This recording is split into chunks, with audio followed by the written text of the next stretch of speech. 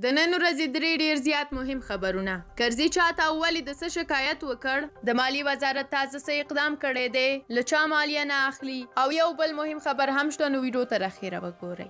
لومړی خبر دا چې پخواني ولسمشر حامد کرزي یو ور بیا له امریکا د افغانستان د کنګل شوې شتمنۍ د آزادولو غوښتنه وکړه. دی وایي چې دغه شتمنۍ باید د مصرف لپاره افغانستان ته ونه لیږدول شي.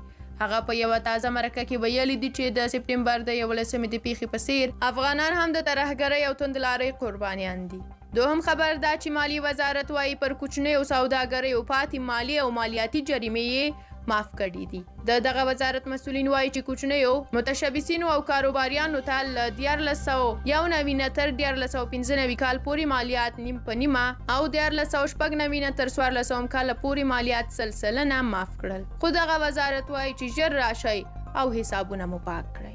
په اخره کې مهم خبر دا دی چې سیلاب خیریه بنسټ په هلمند کې 110 کسانو ته په ډلهییزه ډول ودونه وکړه. د سیلاب خیریه بنسټ مسؤل سید احمد سیلاب وایي چې دغه بهیر یې له 1300 کلونو راهیسې پیل کړی دی چې د ناسمو دودونو لوړ ولور د خسرګنۍ د بې ځایه غوښتنو او لګښتونو مخه ونیول شي. له تاسو ټولو هغو لیدونکو ډیره زیاته مننه چې د سوله افغان یوټیوب چینل مو سبسکرایب کړی دی. ویډیوګانې مو تر اخیره ګورئ او لایک کوئ. خپل نظریات مو دغه خبرونو په اړه په کومنټ کې ولیکئ. موږ هم ستاسو کومنټونه لولو. تر بیا چې راځم ښه وخت ولرئ.